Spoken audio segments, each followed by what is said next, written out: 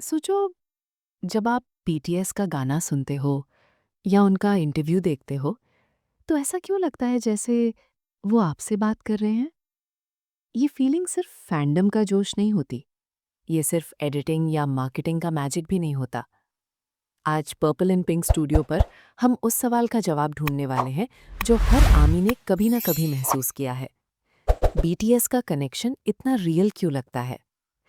Industry में बहुत से आर्टिस्ट्स होते हैं जो क्लोज दिखते हैं, रिलेटेबल लगते हैं, लेकिन वक्त के साथ वो कनेक्शन फेड हो जाता है। बीटीएस के साथ ऐसा क्यों नहीं होता? जवाब सिंपल नहीं, लेकिन बहुत ऑनेस्ट है। बीटीएस ने कभी अपनी ऑडियंस के सामने परफेक्ट बनने का नाटक नहीं किया। जब आइडल से एक्सपेक्ट किया जाता है कि वो हमेशा स्ट्रांग दिखें, हमेशा कॉन्फिडेंट रहें, बीटीएस ने ओपनली कहा, हम भी कंफ्यूज्ड हैं, हम भी डरते हैं, हम भी कभी थक जाते हैं। और यहीं से कनेक्शन शुरू होता है। लोग परफेक्शन से इम्प्रेस हो जाते हैं, लेकिन इम्परफेक्शन से कनेक्ट करते हैं। बीटीएस ने अपनी स्ट्रगल को हाइड नहीं किया, उन्होंने अपनी इनसिक्योरिटीज लिरिक्स में डाल दी, उन्होंने अपनी फेयर को म्यूजिक बना दिया। जब कोई आर्टिस्ट अपनी वल्नरेबिलिटी दिखा देता है, तो लिसनर अपना गार्ड नीचे कर देता है, और तब एक रियल बॉन्ड बनता है।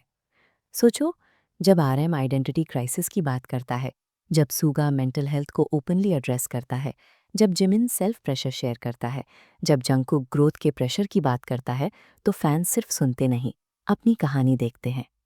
और ये कनेक्शन स्क्रिप्टेड नहीं होता, इसीलिए जब बीटीएस फैन से बात करता है तो वो लेक्चर जैसा नहीं लगता, वो कॉन्वर्जेशन जैसा लगता है।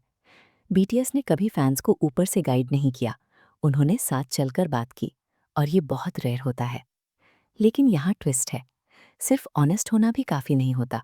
दुनिया में बहुत से ऑनेस्ट आर्टिस्ट्स हैं, लेकिन फिर भी उनके फैंस उनसे इमोशनली अटैच नहीं हो पाते। तो फिर बीटीएस के साथ ये बॉन्ड इतना स्ट्रॉन्ग कैसे हो गया? इसका जवाब सिर्फ म्यूजिक में नहीं, बिहेवियर में छुपा हुआ है। बीटीएस ने फैंस के साथ रिलेशनशिप को कभी ट्रांजैक्शनल नहीं बनाया। उन्होंने ये कभी फील नहीं करवाया कि फैंस सिर्फ सपोर्ट सिस्टम है। उन्होंने फैंस को जर्नी का हिस्सा बनाया। फैंस ने सिर्फ सक्सेस नहीं देखी, फैंस ने फेलियर देखा, फैंस ने डाउट देखा, फैंस ने ग्रोथ देखी। और जब आप किसी के अप्स और डाउन्स दोनों देख लो, तो कनेक्शन ऑटोमैटिकली डीप हो जाता है।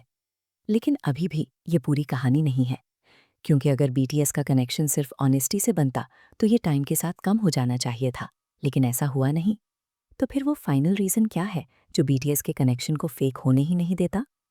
बीटीएस का कनेक्शन रियल इसीलिए लगता है क्योंकि उन्होंने कभी डिस्टेंस क्रिएट ही नहीं होने दिया। जैसे जैसे सक्सेस बढ़ती गई, वैसे वैसे बीटीएस ने वॉल्स नहीं बनाई, उन्होंने ब्रिजेस बनाई। फैन इंटरैक्शंस फॉर्मल नहीं रहीं, मैसेजेस रोबोटिक नहीं लगे, वर्ड्स रिहर्स नहीं लगे।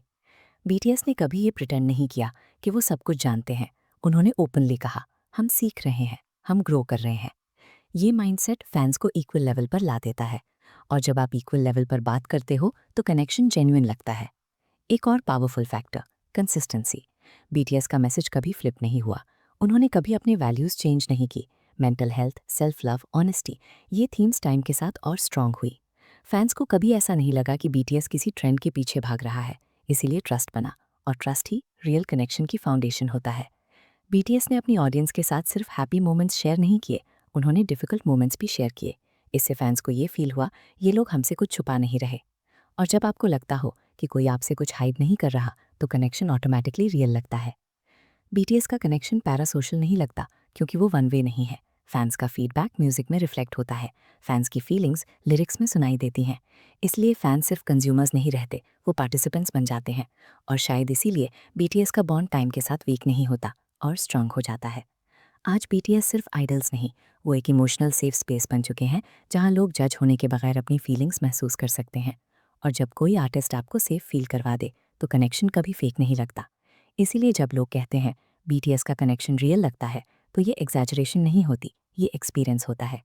अगर आपको ये एनालिसिस रिलेटेबल लगी हो, तो वीडियो को लाइक ज़रूर करें। कमेंट्स में बताएं, बीटीएस के साथ आपको सबसे ज़्यादा रियल कनेक्शन किस चीज़ से फील होता है, लिरिक्स, ऑनेस्टी या फैन इंटरैक्शन। ऐसी ही डीप, इमोशनल और high retention BTS story telling के लिए पर्पल एंड पिंक स्टूडियो को सब्सक्राइब करें, क्योंकि यहाँ हम सिर्फ आइडल्स की पॉपुलैरिटी नहीं, उनके कनेक्शन का रीज़न समझने की कोशिश करते हैं।